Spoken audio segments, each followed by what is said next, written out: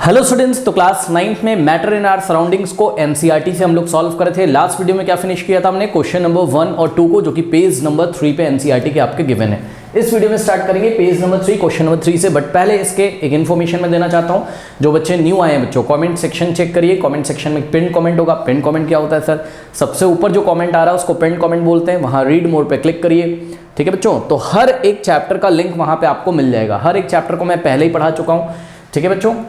और अब मैं क्या करा रहा हूँ, अब मैं एनसीईआरटी के सॉल्यूशन करा रहा हूँ। एक खास बात और इस चैनल के बारे में कि बच्चों यहाँ पे आपको एनसीईआरटी एग्जाम्पलर के सॉल्यूशन मिल जाएंगे। एग्जाम्पलर क्या होता है सर? नहीं पता स्कूल में भी नहीं पता चल पाया। सुनो, एनसीईआरटी के साथ साथ एक बुक है जिसको हम एग्जाम्पलर बोलते हैं। सीबीएसई ने आपकी प्रैक्टिस के लिए ना एक बुक लगा के रखी जिसको एनसीईआरटी एग्जाम्पलर बोलते हैं। वो भी मैंने सॉल्व कराई हुई इस चैनल पे, पिन कमेंट में मिल जाएगा, ठीक है। तो बहुत अच्छी तैयारी अगर करना चाहते हैं बच्चों, तो देखिए पढ़ाई को आपको टाइम देना पड़ेगा। आप क्लास 9 में पहुंच गए हैं, ठीक है ना। 8 जैसा नहीं चलेगा कि इंपॉर्टेंट क्वेश्चन पढ़ लिए बस और 90% तो आए होंगे कमेंट करके बताओ किसके किसके 90 आए हैं, ठीक है।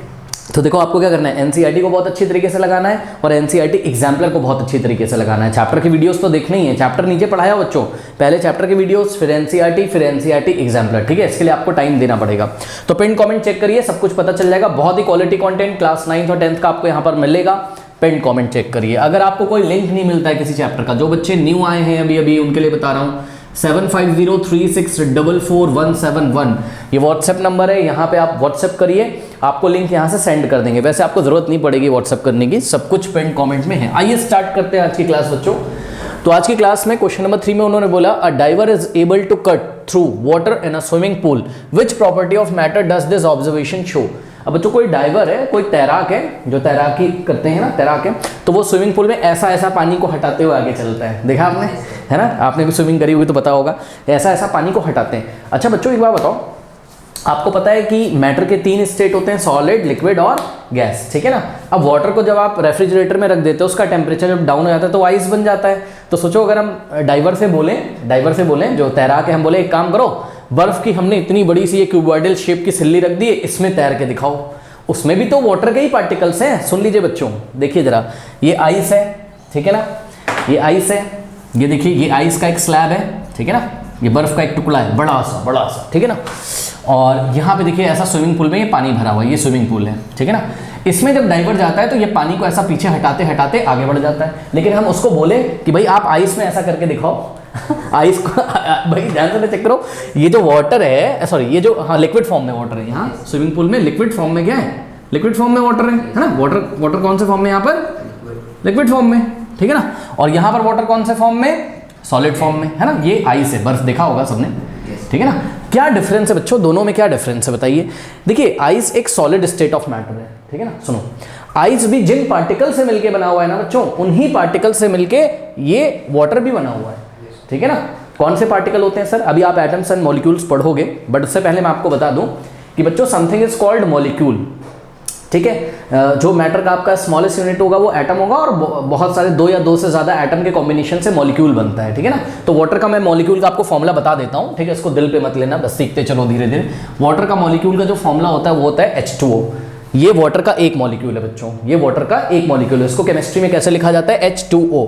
कोई पूछे H2O क्या है, तो वाटर का ये 1 मॉलिक्यूल है। कोई पूछेगा कैसे बना हुआ है, तो आप बोलोगे देखो हाइड्रोजन के 2 एटम है इसमें और ऑक्सीजन का 1 एटम है। H का मतलब हाइड्रोजन, ठीक है। हाइड्रोजन के 2 एटम है, ऑक्सीजन का 1 एटम मिलकर क्या बना रहा है? वाटर का एक मॉलिक्यूल बना रहा है, ठीक है। तो अब ये बस हमने बच्चों मॉलिक्यूलर फॉर्मूला लिखा है वाटर का। ऐसे बहुत सारे मॉलिक्यूल्स हैं, देखिए यहाँ पर, ये देखिए बहुत सारे ऐसे मॉलिक्यूल्स हैं, और हर एक मॉलिक्यूल की कैरेक्टरिस्टिक क्या है कि वो हाइड्रोजन के 2 एटम और ऑक्सीजन के 1 एटम से मिलकर बना हुआ है।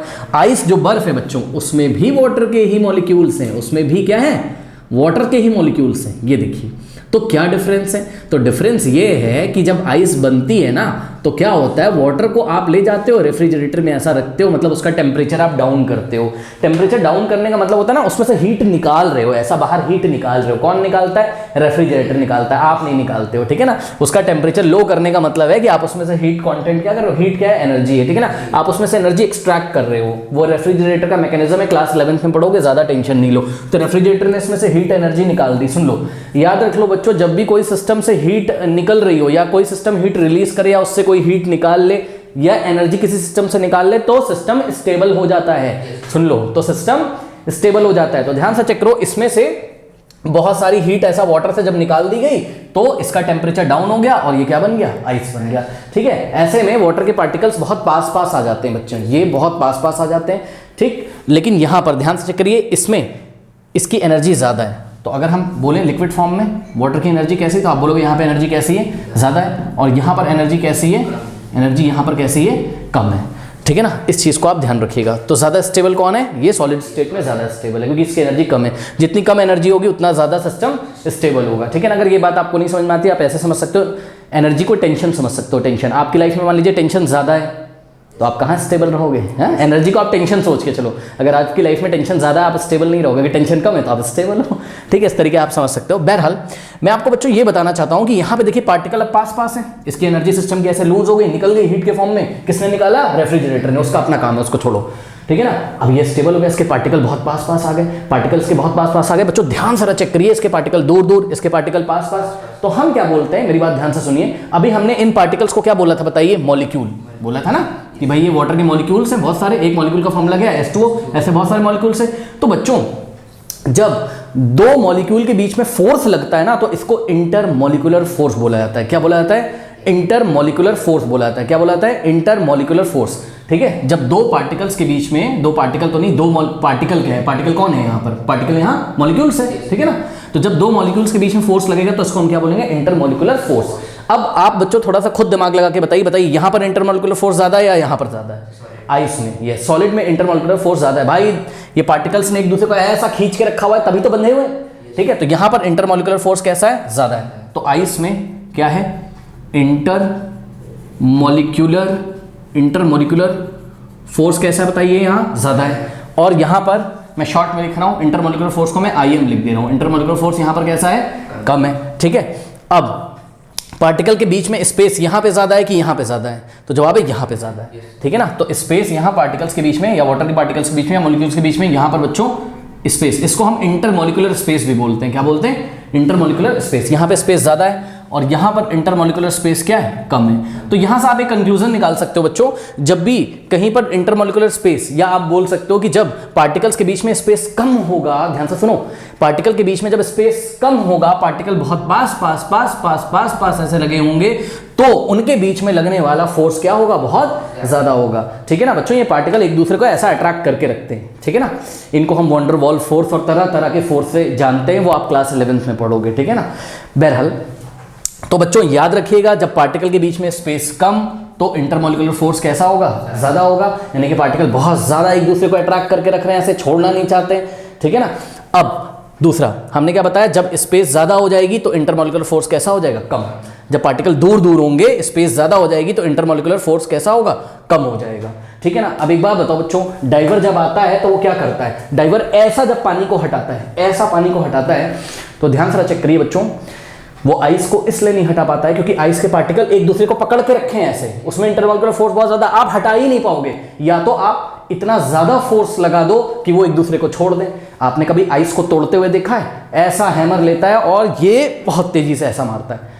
ठीक है ना, तो वो जो फोर्स होता है, वो हैमर का जो फोर्स होता है, तोड़े का जो फोर्स होता है, वो कहीं ना कहीं क्या करता है, कुछ जगह के फोर्स को क्या करता है, वीक कर देता है। ठीक है, तो आप देखते हो ना, सारी बर्फ तो टूट नहीं आती, कहीं कहीं से टूटती है, तो जहां जहां उस फोर्स का इफेक्ट होता है वहां वहां से वो टूट जाती है। सही है ना, या तो अगर आइस में किसी को तैरना हो ऐसे, या तो भाई उसके पास इतना ज्यादा फोर्स हो कि वो ऐसा हाथ लगाए और ऐसा हटा दे पार्टिकल्स को, तब तो वो आइस में भी तैर सकता होगा, सोचो जरा, है ना। लेकिन आइस में इंटरमॉलिक्यूलर फोर्स इतना ज्यादा है कि उसको ओवरकम करना डाइवर के बस की बात नहीं है। बट जो वाटर के पार्टिकल यहाँ पे भी, लेकिन यहाँ लिक्विड स्टेट में, यानी कि दूर दूर यहाँ सॉलिड स्टेट में, तो जब सॉलिड स्टेट में आ जाए तो इंटरमॉलिक्यूलर फोर्स को ओवरकम करना उसके बस की बात नहीं है। ठीक है, लिक्विड में इंटरमॉलिक्यूलर फोर्स कैसा है बताइए, कम है। क्यों, क्योंकि पार्टिकल के बीच का स्पेस कैसा है, ज्यादा है, तो आराम से वो इन पार्टिकल के बीच में लगने वाले फोर्स को ओवरकम कर देगा, अपना फोर्स लगाएगा ऐसे, और डाइवर के द्वारा लगाया गया फोर्स इन पार्टिकल के बीच में मौजूद इंटरमॉलिक्यूलर फोर्स से ज्यादा होगा। तो किसका फोर्स ज्यादा पड़ जाएगा यहाँ पर, डाइवर का। ऐसा हटाएगा, ऐसा हटाएगा, ऐसा हटाएगा, आगे बढ़ता चला जाएगा। बात समझ में आई कि नहीं, वो आगे बढ़ने की ट्रिक्स होती हैं जो भी आप लोग को वो ट्रेनिंग दी जाती है स्विमिंग वगैरह में। तो तो अब इस क्वेश्चन को इन्होंने हमसे पूछा क्या है, कह रहा है कि diver able to cut through water in a swimming pool, which property of matter does this observation show. ठीक है, ये जो ऑब्जर्वेशन आपने देखी कि भाई डाइवर ऐसा पानी को ऐसा काटता हुआ थ्रू द वाटर आगे बढ़ता चला जाता है। ठीक है, तो यहां से आपको बच्चों मैटर की कौन सी ऑब्जर्वेशन पता चलती है। ठीक है ना, तो हमें मैटर की ऑब्जर्वेशन कौन सी पता चलती है, चेक कर लो। यहाँ मैटर कौन है बताओ, वाटर। मैटर कौन है यहाँ, वाटर। तो मैटर की क्या ऑब्जर्वेशन हमें पता चलती है, यहाँ मैटर की ऑब्जर्वेशन हमें पता चलती है कि इनके पार्टिकल्स के बीच में क्या होता है, स्पेस होता है। ठीक है ना, और क्लास में भी आपने पढ़ा है कि सॉलिड में स्पेस सबसे कम होता है, लिक्विड में उससे ज़्यादा, और गैसेस के पार्टिकल तो और दूर दूर। अगर इसी पानी को हम गर्म कर दें तो सोचो, ये देखो ये पार्टिकल ऐसा और दूर दूर हो जाएंगे ना वाटर के, ये गैसेस स्टेट में आ गए तो इंटरमॉलिक्यूलर स्पेस जो होगा वो क्या हो जाएगा, और बढ़ जाएगा, स्पेस बढ़ जाएगा और फोर्स और घट जाएगा। ठीक है ना, तो यहाँ से हमें पता चलता है क्या कि जो मैटर है हमारा वाटर, यहाँ पे जो स्पेस बिटवीन द पार्टिकल है वो थोड़ी सी ज़्यादा है, क्योंकि वाटर यहाँ लिक्विड स्टेट में, और इंटरमॉलिक्यूलर फोर्स यानी कि पार्टिकल के बीच में जो फोर्स लग रहा है वो कैसा है, थोड़ा सा कम है ना, रादर देन अगर इसी वाटर को हम सॉलिड फॉर्म यानी कि आइस में ले आए तो उसके। तो बस डाइवर जब फोर्स लगाएगा तो ये फोर्स ओवरकम हो जाएगा और वो आगे निकलता चला जाएगा। तो ऑब्जर्वेशन लिख दीजिए। आइए मैं बताता हूँ आपको क्या लिखना है एग्जाम में। ठीक है ना, तो फर्स्ट पॉइंट, सेकंड पॉइंट, ये दोनों पॉइंट आपको एग्जाम में लिखने हैं। फर्स्ट पॉइंट में आप लिखोगे दिस शोज, ये जो भी एक्टिविटी हो रही है, this shows that the particles of matter, matter कौन है यहाँ, water, this shows that the particle of matter have space between them. ठीक है, पार्टिकल्स के पास क्या होता है, पार्टिकल के बीच में क्या होता है, स्पेस। अब ये बात ये कैसे एक्सप्लेन कर रहा है, बात समझो बच्चों। ऐसा नहीं कि पूरा मैटर किसी एक ही चीज से मिलकर बना हुआ है, मतलब समझो मैं क्या कहना चाहता हूं। जो पूरा मैटर है ना, जो पूरा पानी बच्चों, वो पार्टिकल्स का कलेक्शन है, बहुत सारे पार्टिकल से बना हुआ है, वो कोई एक ही चीज नहीं है, वो एक जैसे बहुत सारे पार्टिकल से मिलकर बना हुआ। उन पार्टिकल्स को हमने क्या बोला, वाटर का मॉलिक्यूल बोला। तो इन पार्टिकल के बीच में क्या होता है, स्पेस होता है, ये पहली बात है। ठीक है ना, this shows that the particle of matter have space between them. दूसरा पॉइंट देखिए, the intermolecular force of attraction between liquid particle are not very strong. बिल्कुल सही है, देखिए ध्यान से करो बच्चों, the intermolecular forces of attraction, ठीक है, इंटरमॉलिक्यूलर फोर्सेस ऑफ अट्रैक्शन जो होते हैं पार्टिकल्स के बीच में between the liquid particles are not very strong, ये ज्यादा स्ट्रॉन्ग इंटरमॉलिक्यूलर फोर्स नहीं होते हैं। Hence, the diver's force is enough to overcome these force of attraction। तो डाइवर का जो फोर्स होता है, डाइवर जो फोर्स लगाता है वो इन सारे फोर्सेस को, किन सारे फोर्सेस को, जो वाटर के मॉलिक्यूल के बीच में इंटरमॉलिक्यूलर फोर्स है, इसको ओवरकम कर देता है और इस तरीके से आराम से वो पानी को काटता हुआ ऐसा आगे निकल जाता है। ठीक है ना, फिर लास्ट में ये बात लिखनी हो तो लिख दीजिए, नहीं लिखनी हो तो नहीं लिखिए। ठीक है ना, बट ये दोनों ऑब्जर्वेशन लिखनी बहुत जरूरी है एग्जाम में। ठीक है ना, तो हमने फाइनली एक बात बोल दी, हमने क्या बोला, so a diver will pass through water if there is the availability of space between the particle. ठीक है ना, तो डाइवर बच्चों पानी से तभी पास करेगा, पानी के थ्रू तभी पास करेगा जब पार्टिकल्स के बीच में क्या हो, availability of space. Space available नहीं होगा अगर वो किसी एक ही चीज से मिलकर बना होगा, स्पेस ही नहीं है, या तो एक ही चीज से मिलकर बना हो या तो पार्टिकल के बीच में स्पेस ही ना हो, तो ऐसा पॉसिबल नहीं। जैसे कि आप आइस को देखो, आइस में से नहीं निकल पाता कि वो स्पेस नहीं है ना, तो ये चीज है। तो अवेलेबिलिटी ऑफ स्पेस होना चाहिए पार्टिकल के बीच में, and the force of attraction between the liquid particle are not very strong. ये हमने आपको पहले बता दिया, जो वाटर है लिक्विड है और लिक्विड के जो पार्टिकल्स हैं उनके बीच में फोर्स ऑफ अट्रैक्शन बहुत ज़्यादा स्ट्रॉन्ग नहीं होता है। तो डाइवर के द्वारा जो लगाया गया फोर्स है वो वाटर के पार्टिकल्स के बीच में जो फोर्स है उससे ज़्यादा होता है, इस तरीके से वो आगे निकल जाता है। कोई डाउट बताइए इस क्वेश्चन में? अब बच्चे बोलते हैं सर क्या यही लैंग्वेज लिखे हम आपकी? नहीं भैया, आपको जो लिखना आप लिख सकते हो, कोई मार्क्स नहीं काटेगा, बस आपको समझ में आना चाहिए। आपको दो बातें लिखनी है, क्या, पार्टिकल्स के बीच में क्या होता है, स्पेस होता है। दूसरी बात है कि यहाँ पे जो हमारा मैटर है वो वाटर है जो कि लिक्विड स्टेट में, तो उसके पार्टिकल्स के बीच में इंटरमॉलिक्यूलर फोर्स बहुत कम होता है, जिसकी वजह से डाइवर आराम से उसको ओवरकम कर देता है। बस खत्म कहानी। ठीक है ना, तो ये हमने आपको समझा दिया है। ठीक है ना, नोट कर लीजिए। नाउ स्टूडेंट्स, क्वेश्चन नंबर 4 कह रहा है कि what are the characteristic of particles of matter. देखिए कोई भी मैटर है, ठीक है ना, आप देखिए जैसे मोबाइल है एक मैटर है, ठीक है ना, और ये ग्लास में देखिए वाटर है, ठीक है ना, ये भी मैटर है, आपको पता है।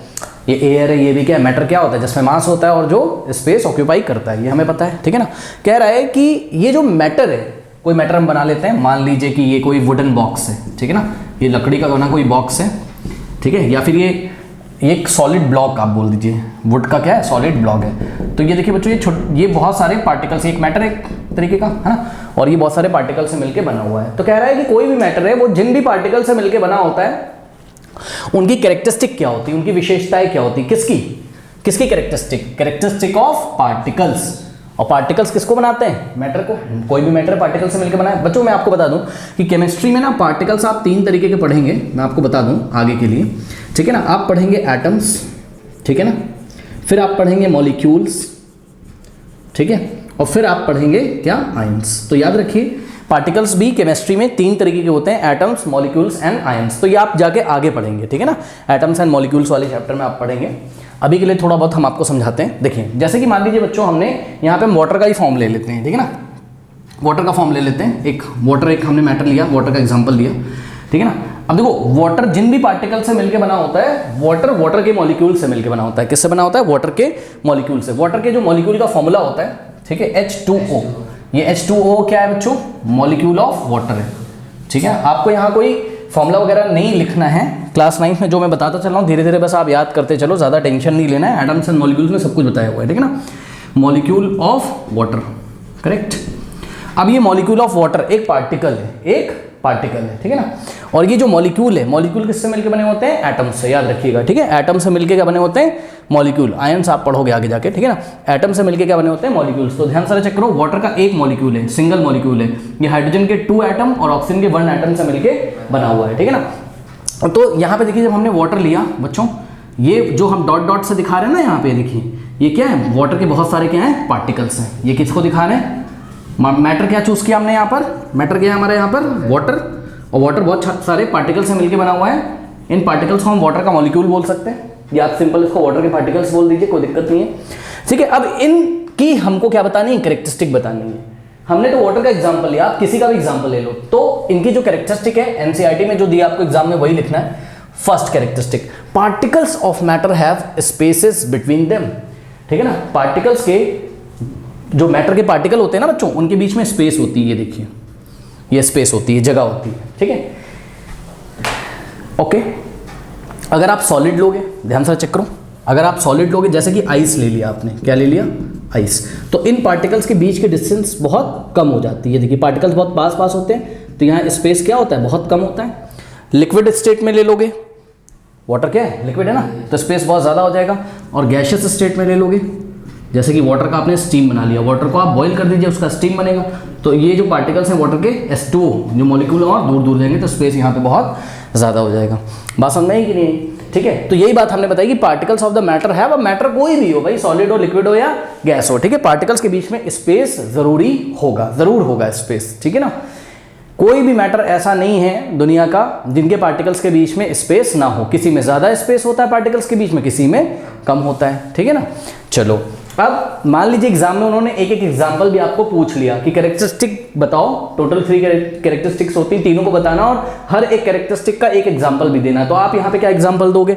Particles of matter have spaces between them. इसमें क्या एग्जाम्पल देंगे? इसमें हम एग्जाम्पल दे सकते हैं कि भाई हमने वाटर लिया, ठीक है ना, वाटर में हमने थोड़ा सा शुगर डाला, शुगर चीनी डालते जानते हो ना, शुगर को हमने ऐसा स्टिर किया, मिलाया, तो हमें शुगर नहीं दिखाई पड़ता है, थोड़ी देर के बाद कहाँ चला गया? शुगर के भी तो मॉलिक्यूल्स होते होंगे, शुगर के भी तो पार्टिकल्स होते होंगे, वो कहाँ चले गए? वो ये देखिए वाटर के बीच में जो, वाटर के पार्टिकल्स के बीच में जो स्पेस है, ठीक है, ये थोड़े शुगर के पार्टिकल हम आपको स्टार करके स्टार से दिखा देते हैं, आप समझो, ठीक है। जब शुगर आप वाटर में डालते हो तो ये इंटरमोलिकुलर स्पेसेस हैं, मतलब मॉलिक्यूल्स के बीच में जो स्पेस है, या आप सिंपली बोलो पार्टिकल्स के बीच में जो स्पेस है, यहाँ पे देखिए स्टार से हम क्या दिखा रहे हैं? शुगर के पार्टिकल्स को। ये क्या दिखाया हमने? शुगर के पार्टिकल। तो शुगर के पार्टिकल्स कहाँ चले गए बताइए? शुगर के पार्टिकल्स कहाँ चले गए? वाटर के पार्टिकल्स के बीच में जो स्पेस है। और खास बात एक चीज़ और देखते हो बच्चों आप लोग, क्या कि ग्लास का जितना वॉल्यूम है, मतलब अगर ग्लास यहाँ तक भरा हुआ था, ठीक है, ये यहाँ तक, ठीक है, तो शुगर डालने के बाद भी वो यहीं तक भरा रहता है। चीनी डालने से ये ऊपर नहीं उठ जाता है पानी, ऐसा है ना, यानी कि वॉल्यूम तो अभी भी उतना ही है, स्पेस तो अभी भी मटेरियल ने उतने ऑक्यूपाई किया हुआ है। तो शुगर के जो पार्टिकल डाले वो कहाँ गए? तो जवाब है वो वाटर के पार्टिकल्स के बीच में जो स्पेस है वहाँ पे जाके समा जाते हैं, ठीक है ना। धीरे धीरे पढ़ते रहोगे तो और क्लियर होगा। तो इस तरीके से आप शुगर और वाटर का एग्जाम्पल फर्स्ट वाले में दे सकते हो।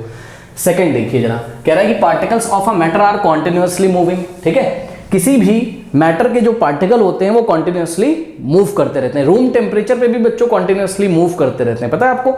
ये स्केल है, देखिए एक वुडन स्केल है, ये भी तो पार्टिकल से मिलकर बनी, कुछ मॉलिक्यूल से मिलकर बनी होगी, ठीक है ना। अब इसके जो पार्टिकल हैं बच्चों वो रैंडमली मोशन कर रहे हैं, ठीक है। ये अपनी मीन पोजीशन के टू एंड फ्रो आगे पीछे वाइब्रेट कर रहे हैं। सर दिख तो नहीं रहा है? हाँ नहीं दिख रहा है, बिकॉज ये वाइब्रेशन बहुत तेजी से हो रहे हैं, आपकी आंखें इसको जज नहीं कर पाएंगी, ठीक है ना। और बहुत छोटे छोटे एम्पलीट्यूड के वाइब्रेशन हो रहे हैं। एम्पलीट्यूड का मतलब ये है, बात समझो ना, ठीक है। जैसे कि ये कोई पार्टिकल है ना, अब ये इसकी मीन पोजीशन है, मतलब जहाँ से बार बार ये होके पास होता है, जैसे मान लो बच्चों आपने एक थ्रेड ले लो, एक बॉल ले लो, ठीक है, और इसको किसी रिजिड सरफेस के ऊपर बांध के इस बॉल को ऐसा मारो। सुना होगा ना सिंपल पेंडुलम? नहीं सुना? ये ऐसे ऐसे ऐसे ऐसे आगे पीछे जाता है ना, इसी को हम टू एंड फ्रो मोशन बोलते हैं। ठीक इसी तरीके से ये जो मैटर का पार्टिकल होगा, ठीक है ना, मैटर का ये पार्टिकल होगा, कॉन्टिन्यूसली ये मूव करता रहता है, ठीक है ना, कॉन्टिन्यूसली ये मोशन करता रहता है, ये आगे पीछे मीन पोजीशन से टू एंड फ्रो वाइब्रेट करता रहता है, ठीक है ना। लेकिन अगर इसकी तुमने एनर्जी बढ़ा दी, ठीक है, तो एनर्जी कैसे बढ़ाओगे? जब इसका टेम्परेचर बढ़ाओगे। याद रखो बच्चों, जब भी किसी मैटर का आप टेम्परेचर बढ़ा देंगे तो उसकी एनर्जी बढ़ जाएगी। अभी मैं और उसको एक्सप्लेन करता हूं, और वो और अच्छी तरीके से मोशन करने लगते हैं और फास्ट स्पीड से वो मोशन करने लगते हैं, ठीक है ना। अब ध्यान से समझिए, पार्ट 2 में, सॉरी कैरेक्टरिस्टिक 2 में क्या बोला गया है? Particles of matter are continuously moving, ठीक है। मैटर के जो पार्टिकल्स हैं वो लगातार क्या कर रहे हैं? मूव कर रहे हैं। इसके लिए अगर मान लीजिए उन्होंने बोला कि भाई एग्जांपल दो, क्योंकि देखो बच्चों वाटर ये रखा हुआ है ग्लास में, यहाँ तो नहीं समझ में आ रहा है ना कि ये पार्टिकल्स मूव कर रहे हैं, यहाँ तो नहीं समझ में आ रहा, तो हम एक काम करेंगे, ठीक है। आपने बच्चों धूप बत्ती अगरबत्ती देखा है, ठीक है ना, तो धूप बत्ती को आप कमरे के एक कोने में जलाते हो, क्या होता है? स्मेल दूर तक आ जाता है। क्यों आ जाता है? हाँ, धूप बत्ती वहां पे जब बर्न होता है तो उसमें से जो पार्टिकल्स निकलते होंगे, ठीक है ना, उन पार्टिकल का काइनेटिक एनर्जी बहुत ज्यादा होता है। काइनेटिक एनर्जी क्या होता है? मोशन के कारण जो एनर्जी होता है, कोई पार्टिकल, कोई भी बॉडी जब मोशन करती है, कोई भी पार्टिकल जब मोशन करती है, तो मोशन के कारण जो एनर्जी होता है उसमें, उसको हम क्या बोलते हैं? काइनेटिक एनर्जी, ठीक है ना। फिजिक्स में आप पढ़ोगे मोशन वाले चैप्टर में, the energy due to motion is known as what? Kinetic energy, ठीक है ना। तो आप तो वहां दूसरे कमरे में खड़े हो, धूप बत्ती यहाँ जलाई गई, फिर भी वहां तक स्मेल आपको क्यों आ जाता है? सोचिए, क्योंकि यहाँ के पार्टिकल कॉन्टिन्यूसली क्या कर रहे हैं? मूव करते वहां तक आ जाते हैं, ठीक है ना। तो इस तरीके से मैटर कोई भी हो, उसके पार्टिकल्स क्या करेंगे? कॉन्टिन्यूसली मूव करेंगे। कोई ज्यादा फास्ट स्पीड से मूव करेंगे, कोई स्लो स्पीड से मूव करेंगे, ठीक है ना। और बच्चों यहाँ पे ये जो पार्टिकल मूव करते हैं, ठीक है, ये किस पे डिपेंड करता है? ये डिपेंड करता है किस पे? पार्टिकल्स की काइनेटिक एनर्जी पे। Depends on what? Depends on kinetic, के का मतलब kinetic energy, depends on kinetic energy of the particles, ठीक है। अब ये पार्टिकल की काइनेटिक एनर्जी किस पे डिपेंड करती है? Kinetic energy depends on what? Temperature. अगर टेम्परेचर ज्यादा रखोगे तो काइनेटिक एनर्जी भी क्या हो जाएगी?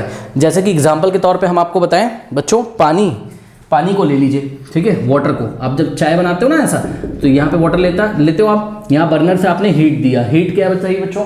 हीट एक तरीके का एनर्जी का फॉर्म है, ठीक है। तो आप इसको हीट दे रहे हो, बर्नर से ये हीट दे रहे हो, ये हीट लगातार वाटर के मॉलिक्यूल्स के पास जा रहा है। ध्यान से चेक करो, जब ये पानी आप नहीं गर्म कर रहे थे, जब ये पानी ठंडा रखा हुआ था, तब तो इसके पार्टिकल्स बेचारे चुपचाप बैठे हुए थे। बैठे तो नहीं थे, मोशन तो वो रूम टेम्परेचर पे भी कर रहे थे, बट धीरे धीरे वाइब्रेट कर रहे थे। आपको समझ में नहीं आ रहा था, आंखों से नहीं दिख रहा था। लेकिन जैसे ही आपने इसमें हीट कंटेंट डालना शुरू किया, कैसे डालना शुरू किया हीट कंटेंट? आप इसको बर्नर से ऐसा गर्म करते हो, ठीक है ना। तो ये हीट एनर्जी, जो बर्नर से हीट एनर्जी निकल रही है, ठीक है, ये बर्नर में हीट कहाँ से आ रही है? अरे भाई एलपीजी गैस है ना अंदर, गैस में क्या होते हैं? बहुत सारे क्या नाम है आपका? ब्यूटेन होता है, ब्यूटेन बर्न कर रहा है, तो वहां से केमिकल एनर्जी किसमें चेंज हो रही है? हीट में। अरे ब्यूटेन केमिकल होता है बच्चों, वहां की केमिकल एनर्जी किसमें चेंज हो रही है? हीट में। जब ब्यूटेन बर्न होता है तो हीट निकलता है, ठीक है। केमिकल एनर्जी किसमें चेंज हुई? हीट में। आपने ये पढ़ा है ना, law of conservation of energy, मतलब एनर्जी को एक फॉर्म से दूसरे फॉर्म में चेंज कर सकते हैं। बहुत सुना होगा आप लोगों ने क्लास 8 में कि कोयले को जलाया, वहां से हीट निकली, उससे पानी गर्म करते हैं, फिर उससे स्टीम बनती है, स्टीम से टरबाइन चलाते हैं तो इलेक्ट्रिसिटी बनती है। तो कहीं ना कहीं कोयले की जो केमिकल एनर्जी, उसको आपने हीट एनर्जी में चेंज किया, फिर हीट एनर्जी किस में चेंज हुई? इलेक्ट्रिकल एनर्जी में। तो वही प्रोसेस है, एक एनर्जी को दूसरे फॉर्म में ट्रांसफॉर्म हो रही है। तो ध्यान से चेक करो, यहाँ पे बर्नर से जो हीट आ रही है, ये हीट एनर्जी किसको मिल गई बताइए? बर्नर में हीट एनर्जी कहाँ से आई?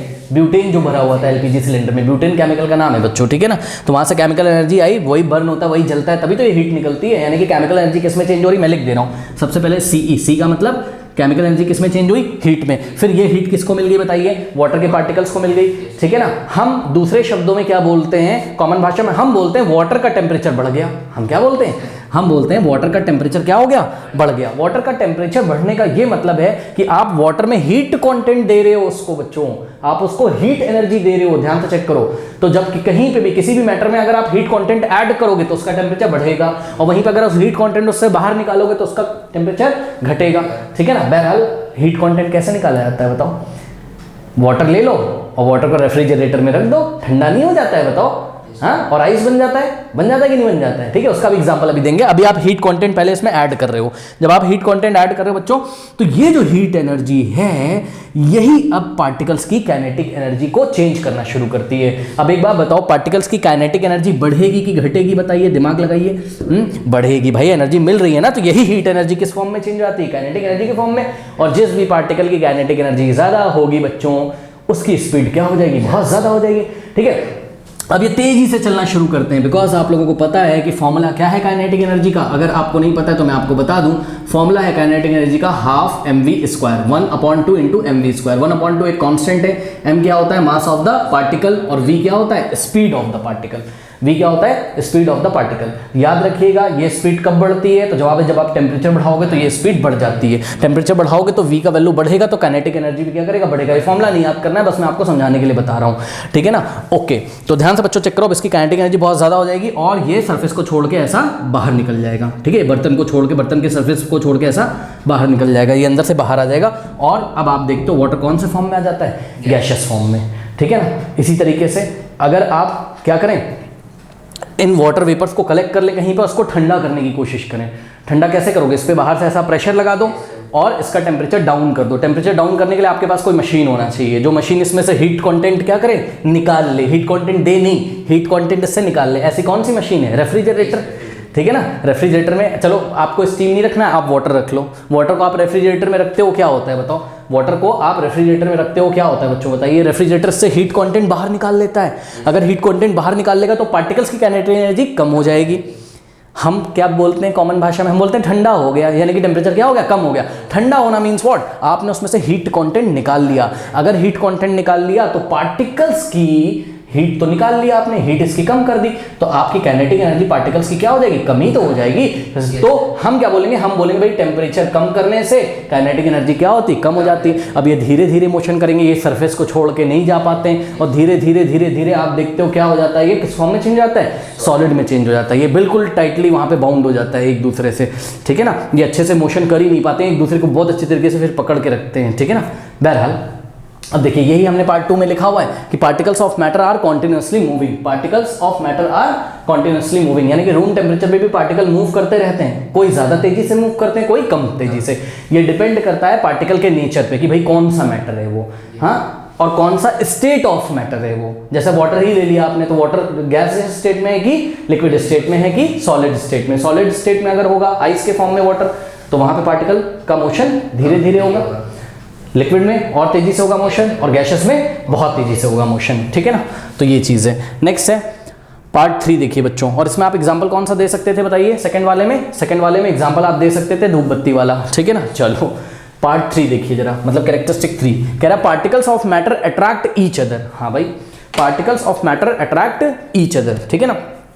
मैटर जिस भी पार्टिकल से मिलके बना हुआ है बच्चों, ठीक है, वो पार्टिकल एक दूसरे को अट्रैक्ट करके रखते हैं। और ये जो अट्रैक्ट करके रखते हैं ना, हम केमिस्ट्री की भाषा में बोलते हैं इस पार्टिकल ने इसको फोर्स से बांध के रखा हुआ है। और इन्हीं फोर्स को आप बॉन्ड बोलोगे। जब क्लास 11th में जाओगे तो बॉन्ड क्या होते हैं? दो पार्टिकल्स के बीच में जो बॉन्ड होते हैं, bond is nothing, bond is what? Type of force. एक तरीके का फोर्स होता है जो पार्टिकल्स को बांध के रखता है, उसी को हमने केमिस्ट्री में क्या बोल दिया?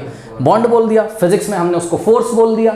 बॉन्डिंग हो गई, हम बोलते हैं बॉन्डिंग हो गई कि फोर्स से बंधा हुआ है। ठीक है ना। हाँ भाई, particles of matter attract each other, ये एक दूसरे को अट्रैक्ट करके रखते हैं। इसके बच्चों बहुत सारे एग्जांपल दे सकते हो आप। कोई ज़्यादा अट्रैक्ट करके रखेगा, कोई कम अट्रैक्ट करके रखेगा। जैसे कि इसको देखिए बच्चों, ये देखिए, ये लकड़ी है वुड, हमने इस पर ऐसा मारा तो मेरी चोट लग जा रही है यहाँ पे, ये टूट तो नहीं गई।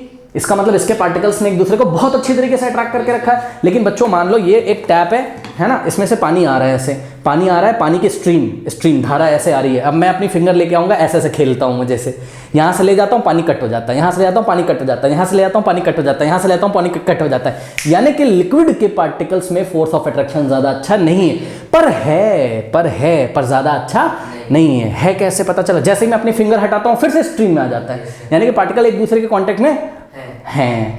बात समझ में आई कि नहीं आई? तो ये चीज़ है। ओके, कोई डाउट है? तो यहाँ पे आप एग्जांपल दे सकते थे क्या कि एक वुडन ब्लॉक को हमने हैमर से मारा, वो टूटता नहीं है। वाटर का टैप से एक वाटर आ रहा है, उसमें हमने ऐसा फिंगर लगाया, ठीक है ना, तो हमारी फिंगर आराम से चली जाती है। लेकिन जैसे हम फिंगर हटाते हैं अपनी तो फिर से स्ट्रीम बन जाता है। इसका क्या मतलब है कि वाटर के पार्टिकल अट्रैक्ट तो करते हैं लेकिन कम फोर्स से करते हैं, और वुड के पार्टिकल अट्रैक्ट कर रहे हैं लेकिन ज़्यादा फोर्स से। तो ये फोर्स ऑफ अट्रैक्शन जो लग रहा है पार्टिकल्स के बीच में, ये किसी मैटर में ज़्यादा, किसी मैटर में कम, ये डिपेंड करता है कि मैटर का नेचर कैसा है। और मैटर का नेचर कौन डिसाइड करेगा? जवाब है मैटर जिन पार्टिकल से मिलके बना हुआ है, ठीक है ना। मैटर जिन पार्टिकल से मिलके बना हुआ है। जैसे कि उदाहरण के तौर पे अभी हमने आपको बताया था कि वाटर किससे मिलके बना हुआ है? वाटर के मॉलिक्यूल से। लेकिन बच्चों आयरन का कोई ब्लॉक ले लीजिए, आयरन, लोहे का कोई ब्लॉक लो, उस पर ऐसा मारो आपके चोट लग जाएगी, टूटेगा नहीं।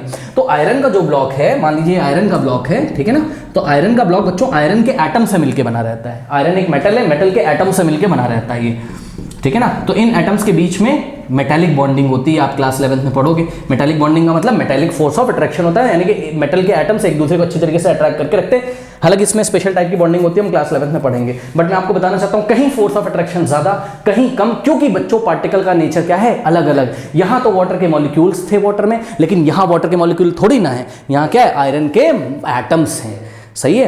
तो आयरन का जो फॉर्मूला होता है केमिस्ट्री में, आयरन के एटम का वो Fe होता है, ठीक है ना। तो यहाँ पे अलग टाइप के एटम है, यहाँ पे अलग टाइप के मॉलिक्यूल्स हैं, ठीक है ना। तो पार्टिकल का नेचर अलग हो जाएगा तो उसकी कैरेक्टरिस्टिक भी क्या हो जाएंगी? अलग हो जाएंगी। फोर्स ऑफ अट्रैक्शन अलग हो जाएगा, उनके मोशन करने की क्षमता अलग हो जाएगी। कॉन्टिन्यूसली कोई तेजी से मूव कर रहा होगा, कोई धीरे मूव कर रहा होगा, उनके बीच में स्पेस भी अलग अलग टाइप का होगा, कहीं ज्यादा होगा, कहीं कम होगा, ठीक है ना। तो बहरहाल ये हमने आपको डिटेल में समझाया, ये तीनों पॉइंट आप एग्जाम में लिख के आएंगे। ओके, कर लीजिए। Students, page number 6, question number 1 कह रहा है कि the mass per unit volume of a substance is called density. Density के बारे में आप लोग फिजिक्स में साल डिटेल में पढ़ेंगे, बट मैं आपको बता दूं डेंसिटी का मतलब क्या होता है। बच्चों डेंसिटी का जो फॉर्मूला होता है, डेंसिटी को हम लोग रो से दिखाते हैं। किससे? रो से। ये एक अल्फाबेट है, देखो ये रो, ठीक है ना। रो का मतलब क्या? डेंसिटी ऑफ अ मटेरियल, या सिग्मा से कभी कभी दिखाते हैं, ठीक है ना। तो ये सब लेटर्स हैं, बस आप लोग सुनते रहिए, ज़्यादा टेंशन नहीं लेना है। तो density is equals to what? Density को रो से शो करते हैं। डेंसिटी का जो फॉर्मूला होता है वो क्या होता है बताइए? डेंसिटी का फॉर्मूला होता है मास डिवाइडेड बाय वॉल्यूम, यानी कि मास पर यूनिट वॉल्यूम। अब इसका मीनिंग आइए हम आपको समझा देते हैं। इसका क्या मतलब है? देखो बच्चों, इसका ये मतलब है, जैसे कि आइए हम एक एग्जाम्पल लेते हैं, और एग्जाम्पल लेने से पहले दो बातें हम आपको क्लियर करना चाहते हैं। पहली बात, क्या आपको वॉल्यूम के बारे में पता है? ठीक है, बहुत सारे बच्चों को वॉल्यूम के बारे में नहीं पता, तो मैं आपको वॉल्यूम के बारे में बताना चाहता हूं। पहले वॉल्यूम क्या होता है बच्चों? Volume is space occupied by any substance, ठीक है। कोई सब्सटेंस जो स्पेस ऑक्यूपाई करता है हम उसको क्या बोलते हैं? उसका वॉल्यूम बोलते हैं। जैसे कि बच्चों ध्यान से चेक करिए, मान लीजिए मेरे पास एक क्यूब है, वन क्यूब तो सबको पता है जिसके all the sides are equal, है ना। तो ये देखिए एक क्यूब हमने लिया हुआ है, यहाँ पे ध्यान से चेक करिए, ये देखिए ये क्यूब लिया हुआ है। इस क्यूब की क्या खासियत है? इसमें देखिए बच्चों लेंथ कितना है? 1 मीटर, ठीक है। ब्रेथ कितना है? 1 मीटर, और हाइट कितनी है इसकी? 1 मीटर। तो इसका वॉल्यूम अगर आप निकालोगे, वॉल्यूम ऑफ क्यूब का फॉर्मूला तो सबने पढ़ा हुआ है, क्या होता है? एच का क्यूब, यानी कि साइड का क्यूब, यानी कि 1 metre into 1 metre into 1 metre. जिसको क्यूबॉइड का फॉर्मूला याद है वो भी लगा सकता है, length into breadth into height. तो 1 metre into 1 metre into 1 metre, तो वॉल्यूम क्या आ जाएगा? 1 metre into 1 metre into 1 metre. तो 1 1 जा 1 कितना हो गया? 1 मीटर इंटू मीटर कितना हो गया? Metre cube. तो पता है ये जो क्यूब है इसका वॉल्यूम कितना है? 1 मीटर क्यूब। अब सुन लो मेरी बात, बहुत सारे बच्चों को यही नहीं पता होता है कि 1 मीटर क्या होता है। तो ध्यान से चेक करो बच्चों, अपनी स्केल ले लो आप, छोटी वाली जो प्लास्टिक वाली स्केल होती है आपके पास, ठीक है ना। उस स्केल को लो, देखो 15 सेंटीमीटर के नियर अबाउट है ना, 15 की, या थोड़ी लंबी हो सकती है, किसी की लंबी स्केल होगी तो 20 सेंटीमीटर हो सकती है। ये मेरी स्केल को देखो बच्चों, मेरी स्केल जो है ये 38 सेंटीमीटर की, कितने की? 38 सेंटीमीटर है ये। और 1 मीटर में कितने सेंटीमीटर होते हैं? 100 सेंटीमीटर। हम बोल रहे हैं कि भाई 1 मीटर, आप बोल रहे हो 100 सेंटीमीटर, बात क्या है? सेम ही तो है। 1 मीटर में 100 सेंटीमीटर होते हैं, तो 1 मीटर लगभग इतना हो गया, ये हो गया 1 मीटर। तो 1 मीटर का लेंथ, 1 मीटर का ब्रेथ और 1 मीटर की हाइट, ये बड़ा सा ऐसा बॉक्स हो गया बच्चों, ये अच्छा खासा बड़ा सा बॉक्स हो गया ये, सही है ना। तो अगर ऐसा आपको ये क्यूब दिखाई पड़ रहा है तो इस क्यूब का वॉल्यूम कितना बोलोगे आप? बताओ। 1 मीटर क्यूब। इसने कितनी स्पेस ऑक्यूपाई की होगी? तो आप बोलोगे 1 मीटर क्यूब स्पेस ऑक्यूपाई। ये स्पेस जितनी जगह इसने घेरी है ना, इस जगह को हम न्यूमेरिकल वैल्यू से दिखाते हैं। वो न्यूमेरिकल वैल्यू किसी नंबर से दिखाते हैं। 1 मीटर क्यूब का एहसास मिल गया, इतनी जगह। जी, जब भी कोई बोले 1 मीटर क्यूब, तुरंत दिमाग लगा दो 1 मीटर क्यूब का क्या मतलब है कि 1 मीटर का लेंथ होगा, 1 मीटर का ब्रेथ होगा, 1 मीटर की हाइट वाला एक क्यूबिकल बॉक्स के बारे में सोचो, उसमें जितनी जगह घेरी हुई है वो क्या होता है, 1 मीटर क्यूब वॉल्यूम होता है, ठीक है ना। ओके चलो बहुत बढ़िया, वॉल्यूम के बारे में पता चल गया। अब हम आपको बताना चाहते हैं, वॉल्यूम के बारे में आप लोग को पता चल गया, अब हम बताना चाहते हैं आपको मास के बारे में। What is mass? Mass is what? Quantity of matter, ठीक है। क्वांटिटी ऑफ मैटर को हम क्या बोलते हैं? मास, ठीक है ना। जैसे कि बच्चों ये देखिए, ये लकड़ी की स्केल है, तो कितनी लकड़ी से ये मिलके बना हुआ है ना, इसमें कितना क्वांटिटी में लकड़ी भरा हुआ है, इसको आप लोग मेजर करते हो नंबर से। आप बोलोगे इसको हमने ऐसा, इसका किसी वेइंग मशीन पे हमने इसका मास लिया, हमने बताया ये है लगभग 30, हमने 50 ग्राम की है, कितनी? 50 ग्राम की। अब 1 ग्राम कोई क्वांटिटी होती है, उसको डिसाइड किया गया, वो आप क्लास 11th में पढ़ोगे, छोड़ो उसको, ठीक है। लेकिन ध्यान से चेक करो, 1 ग्राम कोई क्वांटिटी ऑफ मैटर डिसाइड करी गई, तो 1 ग्राम का 50 टाइम्स है ये। 50 ग्राम का मतलब 1 ग्राम का 50 टाइम्स है। अब हम आपको एक एहसास दिलाना चाहते हैं। आप बाजार में जाते हो, आलू कभी खरीदी होगी, प्याज खरीदने गए होगे, कभी मम्मी ने भेजा होगा, बोला होगा कि जाओ बेटा प्याज ले आओ, पूछते हो कितनी ले आए, तो बोलते हैं कि एक काम करो आप 1 किलोग्राम प्याज ले आओ जाके। आप गए भैया 1 किलोग्राम, तो एक तरफ 1 किलोग्राम का ऐसा बाट रखता है, आपने देखा, ये जब दोनों इक्वल हो जाते हैं प्याज उठा के आपको देता है, आप घर लेके आते हो। तो कभी 1 किलोग्राम लेके आइएगा, उसका एहसास करिएगा, ठीक है। उसमें जितना वो मटेरियल भरा हुआ है जो आपको भारी लगता है, वही क्या है? 1, हाँ वही उसका मास है, 1 किलोग्राम है वो। उसमें जितना क्वांटिटी ऑफ मैटर भरा हुआ है वही क्या है? 1 किलोग्राम है। 1 किलोग्राम का एहसास आपको हो गया। तो अगर हम आपको 10 किलोग्राम बोले तो अब आप सोच सकते हो 10 किलोग्राम जैसे बोलेंगे, अच्छा 1 किलोग्राम प्याज लेके आए तो उसका 10 टाइम्स, अच्छा उसका 10 टाइम्स, ठीक समझ गए। 50 किलोग्राम का मतलब बोल दें तो आप समझ जाओगे हम, हाँ वो ज़्यादा और भारी लगेगा आपको।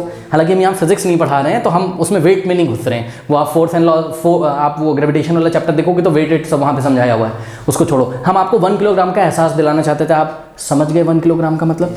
हाँ 1 किलोग्राम अगर मैटर है का मतलब आप समझ गए कितना क्वांटिटी ऑफ मैटर लगभग उसमें होगा, ये फील कर पाए आप। तो मास क्या होता है? Quantity of matter. और मास को मेजर करने का जो यूनिट होता है वो क्या होता है? एसआई सिस्टम में किलोग्राम। और वॉल्यूम को किस में मेजर करेंगे? मीटर क्यूब में या तो लीटर में। जनरली अब हम लोग मीटर क्यूब में मेजर करेंगे। 1 मीटर क्यूब का मतलब समझ में आ गया, ये इतना स्पेस, ठीक है। अब मेरी बात ध्यान से सुनो जरा। What is density? डेंसिटी हमको ये बताता है, डेंसिटी एक ऐसी फिजिकल क्वांटिटी जो हमको ये बताती है 1 मीटर क्यूब में किसी मैटर के 1 मीटर क्यूब में कितना मास है। सही है, किसी मैटर के 1 मीटर क्यूब में कितना मास है। कितना मास का मतलब क्या? कितना क्वांटिटी ऑफ मैटर है, ठीक है ना। बात समझिए बच्चों, ध्यान से चेक करिए। अगर हम इसका फॉर्मूला लिखें, डेंसिटी को किससे दिखाते हैं? रो से। मास को किससे दिखाते हो? एम से। और वॉल्यूम को किससे दिखाते हो? वी से। और अभी हमने बोला है आपके सामने कि वॉल्यूम को कितना ले लीजिए? 1 मीटर क्यूब, यानी कि 1 यूनिट। तो वॉल्यूम की वैल्यू अगर हम नीचे 1 रखें, ध्यान से चेक करो बच्चों, वॉल्यूम अगर हम 1 रखें नीचे, v की वैल्यू 1, तो ऊपर हो गया m, तो rho is equals to m upon 1 क्या होता है? m ही तो होता है। यानी कि what is density? Density is mass. Mass कहाँ मास चेक किया? पर यूनिट वॉल्यूम में। 1 मीटर क्यूब वॉल्यूम में जब आपने मास चेक किया तो उसी को हम क्या बोलते हैं? डेंसिटी। अब सुनो बच्चों, दिमाग लगाइए जरा। 1 मीटर क्यूब के हमने 2 ब्लॉक ले लिए हैं, एक है आयरन का, एक लोहे का बना हुआ है आयरन का, और एक बना हुआ है बच्चों वाटर का। लेट अस अज्यूम कि वाटर का बना हुआ 1 मीटर क्यूब का एक ब्लॉक है, ठीक है ना। तो आपने जाके दोनों का मास चेक किया। सुनो, आयरन का भी वॉल्यूम कितना है? 1 मीटर क्यूब। वाटर का भी वॉल्यूम कितना है? 1 मीटर क्यूब। दोनों क्यूब का साइज क्या है? सेम है। मास जाके जब चेक कर रहे हो, आपको कौन सा ज्यादा भारी लगेगा बताओ? आप अपने एहसास से क्या बोल सकते हो? आयरन ना। आइए जरा दिखाते हैं। ये देखिए, गूगल से हमने कुछ वैल्यूज यहाँ पे सर्च करके लिखी हैं। वाटर की जो डेंसिटी होती है, रो ऑफ वाटर, यानी कि डेंसिटी ऑफ वाटर होता है 1000 किलोग्राम पर मीटर क्यूब। और आयरन को चेक करिए जरा, आयरन की जो डेंसिटी वो 7870 किलोग्राम पर मीटर क्यूब। इन दोनों बातों का मतलब आपको समझ में आया? हाँ, क्या समझ में आया बताओ? मतलब अगर 1 मीटर क्यूब का वॉल्यूम ले हम वाटर का, तो उसमें हमको कितना मास मिलेगा? लगभग 1000 किलोग्राम। लेकिन 1000 क्या, 997 होता है, उसको हमने राउंड ऑफ करके 1000 ले लिया है, ठीक है ना। और अगर हम 1 मीटर क्यूब का, यानी कि सेम वॉल्यूम का अगर हम आयरन का ब्लॉक लें, तो उसमें हमको मास कितना मिलेगा? 7870 किलोग्राम। तो बताइए किसकी डेंसिटी ज्यादा हो गई? आयरन की। तो अब आज के बाद डेंसिटी का मतलब तो नहीं भूलोगे। डेंसिटी क्या होता है? मास per unit volume. 1 unit volume में जिसका मास ज्यादा होगा उसकी डेंसिटी ज्यादा होगी। कोई डाउट है बताइए? अब ये जब कॉन्सेप्ट समझ में आ गया तो इस क्वेश्चन को करिए। कह रहा है कि arrange the following in order of increasing density. Increasing density के फॉर्म में इसको आपको अरेंज करना है। इंक्रीजिंग डेंसिटी का क्या मतलब होता है? पहले जिसकी डेंसिटी सबसे कम हो उसको लिखो, फिर उससे ज़्यादा, फिर उससे ज़्यादा, फिर उससे ज़्यादा, इस तरीके से हमको इसको करना है। चलो बहुत बढ़िया। अब आइए इसको हम करते हैं। अब बच्चों आपको ना यहाँ थोड़ा सा फील करना होगा, ठीक है ना, क्योंकि ये न्यूमेरिकल वैल्यू तो हमने गूगल से निकाल लिए, आपको याद तो होगी नहीं और ना आपको याद करके जाना है, तो आप अपने एक्सपीरियंस से करो इस क्वेश्चन को। देखिए अभी हम करवाते हैं आपको, बताओ इंक्रीजिंग ऑर्डर में मतलब जिसकी डेंसिटी सबसे कम होगी उसको हम सबसे पहले लिखेंगे और फिर उससे बड़ी, फिर उससे बड़ी, फिर से। चलो देख के बताओ, air, exhaust from chimney, Honey, water, chalk, cotton, iron, इनमें से सबसे कम डेंसिटी आपको किसकी समझ में आती है बताओ। मुझे तो जहां तक समझ में आ रहा है एयर की डेंसिटी मुझे सबसे कम समझ में आ रही है ना भाई। एयर है, अब यहाँ एयर ही तो भरी हुई है, चेक करो।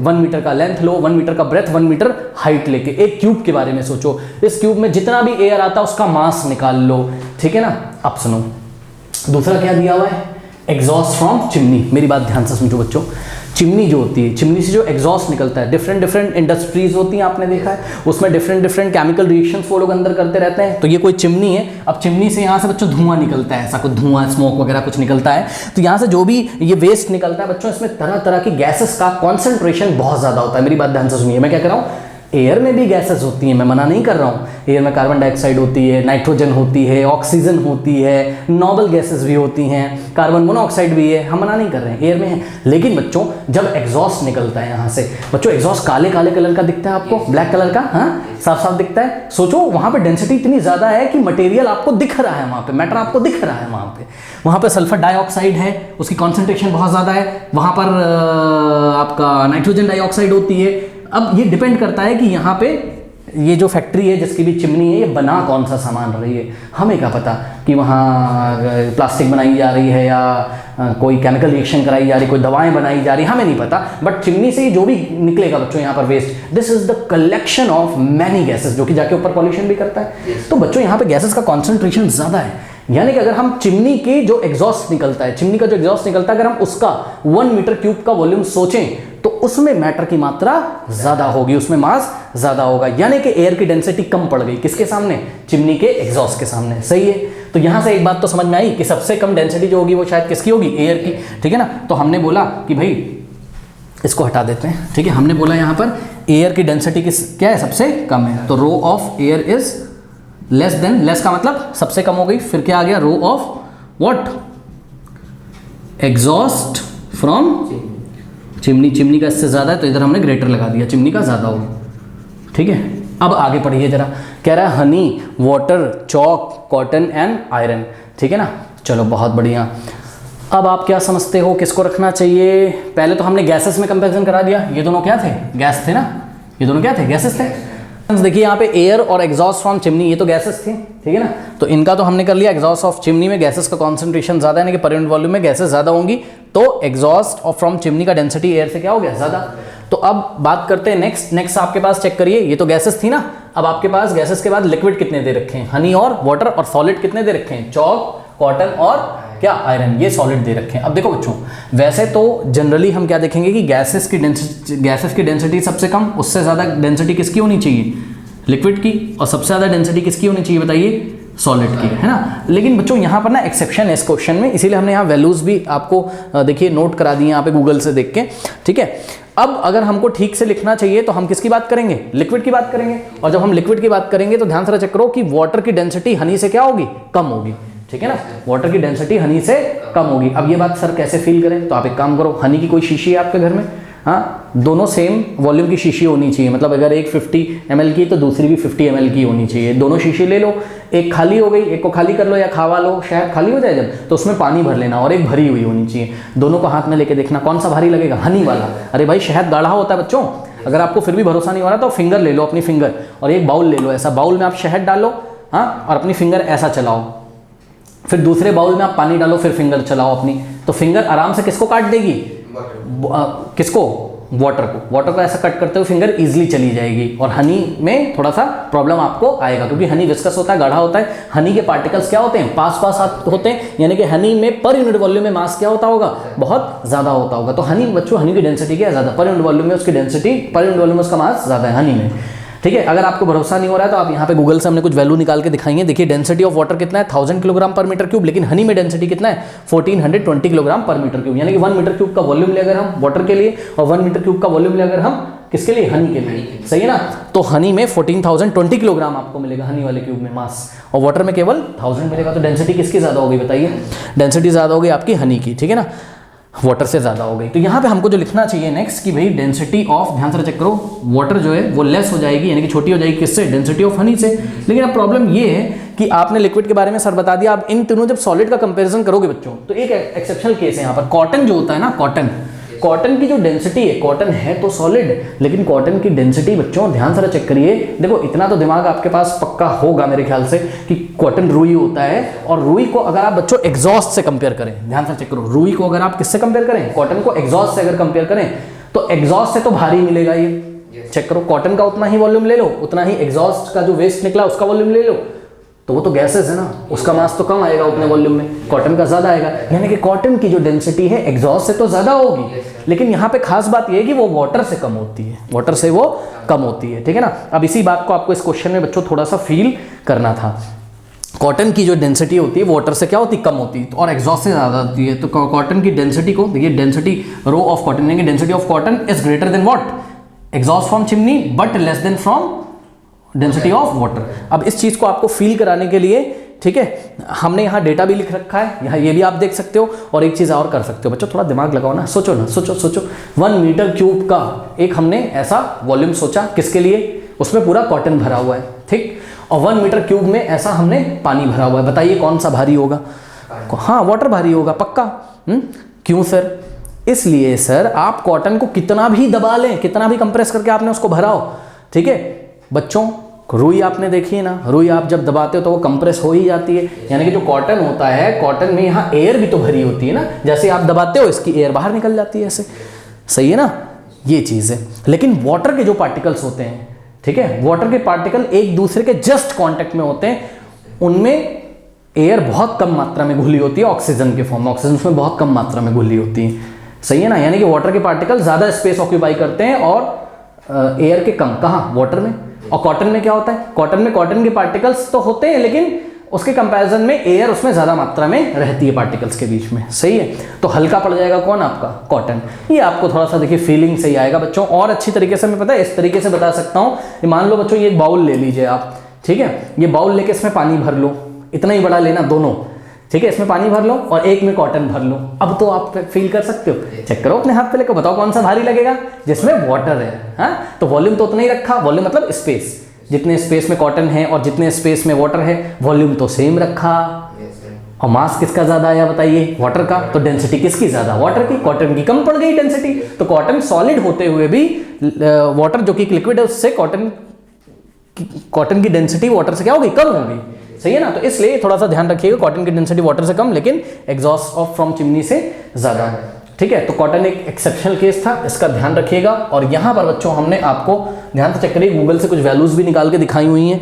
ये देखिए डेंसिटी ऑफ कॉटन कितना है बच्चों, 450, जो कि ध्यान से चेक करिएगा बच्चों, वाटर से कम है, चेक कर लो, वाटर का कितना होता है 1000। अच्छा, चिमनी का बच्चों अवेलेबल नहीं है हमारे पास डेंसिटी, क्यों, क्योंकि अलग अलग इंडस्ट्री में जो चिमनी लगी होती है सबका डेंसिटी क्या होगा, अलग अलग, पता नहीं कौन क्या सामान बना रहा है, किसके एग्जॉस्ट में कितना ज़्यादा कॉन्सेंट्रेशन है गैसेस का, कहाँ कम है, तो ये हम नहीं बता सकते। लेकिन थोड़ा सा अंदाजा लगा के अपने जनरल नॉलेज से हम बोल सकते हैं कि कॉटन का जो डेंसिटी होगा, क्योंकि चिमनी से जो एग्जॉस्ट निकलता है सॉलिड के फॉर्म में तो निकलता है, ठीक है, लेकिन वो पार्टिकल सॉलिड के फॉर्म में है। सर सॉलिड के फॉर्म में कैसे निकलता है, अरे गैसेस होती हैं, गैसेस में बहुत सारे पार्टिकल सॉलिड वाले भी तो होते हैं, जो आपको ब्लैक कलर के दिखाई पड़ते हैं वहाँ पे, जिसका अपीयरेंस ब्लैक कलर का होता है, ठीक है ना। तो गैसेस और सॉलिड का मिक्सचर होता है वो, ठीक है, लेकिन कॉटन क्या है, प्योरली सॉलिड का ही मिक्सचर है, और हाँ एयर उसमें ट्रैप रहती है बीच में, वो अलग बात है, थोड़ा सा एक्सपीरियंस आप बता सकते हो, तो इस बात को थोड़ा सा आप ध्यान रखिएगा बच्चों। बहरहाल अब बच्चों बात आती है किसकी, बात आती है किसकी, चौक की और आयरन की। अब चौक और आयरन सर कैसे फील करें, तो भैया सुनो, नट बोल्ट आता है, नट बोल्ट आता है ना, अरे स्टील का, आयरन का बाजार में आता है, स्टील का आता है, हाँ, स्टील की भी डेंसिटी लगभग आयरन की इक्वल होती है, आसपास उसी की होती है। तो ये देखिए ऐसा नट बोल्ट आता है बाजार में, ये ऐसा, ठीक है, एक ऐसा नट बोल्ट ले लीजिए बड़ा सा, और इतना ही बड़ा लगभग चौक ले लीजिए, दोनों को हाथ पे रख के चेक करो, बताओ कौन सा भारी लगेगा, नट बोल्ट है जो आयरन का, ये भारी लगेगा आपको। तो किस वॉल्यूम हमने लगभग क्या रखा, सेम, डेंसिटी का फॉर्मूला क्या था, मास per unit volume, same volume में क्या चेक कर लीजिए, मास, सेम वॉल्यूम में जहां मास ज्यादा आ रहा होगा उसकी डेंसिटी ज्यादा हो जाएगी, ठीक है। तो यहां से आप बता सकते हैं कि हाँ भाई चौक की डेंसिटी क्या हो गई, चौक की डेंसिटी कम हो गई किससे, आयरन से, लेकिन चौक की जो डेंसिटी होगी वो हनी से क्या होगी, ज्यादा होगी, ठीक है, हनी से